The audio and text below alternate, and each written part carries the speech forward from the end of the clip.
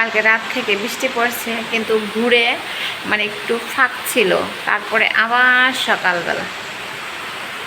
ঠিক আছে, দেখো অজস্রে বৃষ্টি পড়ছে, মানে একটু পরে পরে বৃষ্টি হচ্ছে।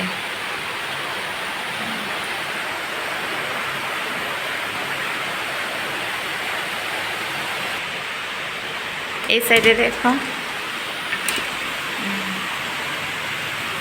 ভালো বৃষ্টি হচ্ছে।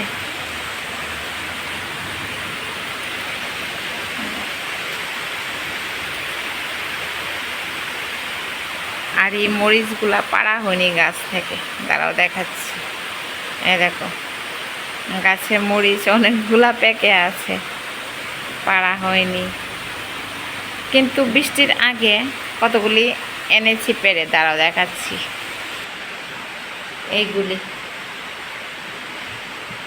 গাছ থেকে ভালো করে পারতে পারেনি, কারণ বৃষ্টি চলে আসে। আর রান্নার জন্য, সকালে রান্নার জন্য কিছু সবজি মানে গড়ে এনেছি ওইখান থেকে, দাঁড়াও দেখাচ্ছি। ওই দেখো এখান থেকে সবজিগুলা পেরে এনেছি, আর বেগুনগুলো এনেছি এখান থেকে।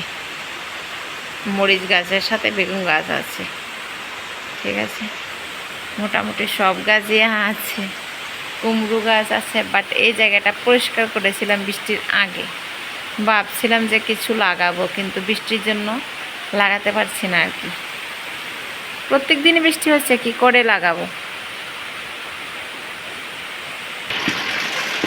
দেখো ছাদের জল গড়গড়িয়ে পড়ছে।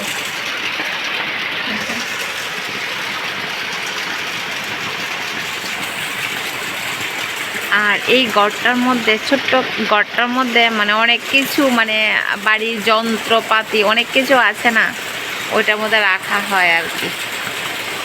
আর যখন আমাদের গড়ে সব অ্যাডজাস্ট ছিল না, তখন ওই গড়টি করা হয়েছিল। এই গড়টাও করা হয়েছিল, ভাঙা গড়টাও করা হয়েছিল। তো এখন তো আর মানে ঘরে সব কিছু হয়ে গেছে, তো আর বাইরে যেতে লাগে না, সব কিছু এলোমেলো হয়ে পড়ে আছে।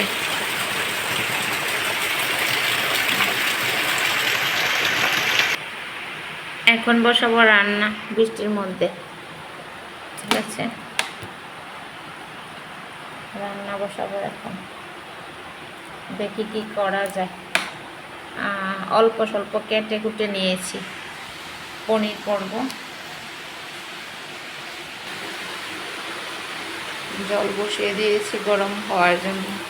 তো ঠিক আছে, আবার দেখা হবে তোমাদের সাথে। আর এখন রান্না করব সকালে রান্না, বৃষ্টি তো হচ্ছেই। ঠিক আছে, রান্নাটা সেরে নিই সকাল সকাল। মানে অনেকটা ভাগ্য ভালো যে বৃষ্টির মধ্যে কারেন্ট আছে। সকালে ছিল না, কিন্তু এখন কারেন্ট আবার এসেছে। তো ঠিক আছে, আবার দেখা হবে।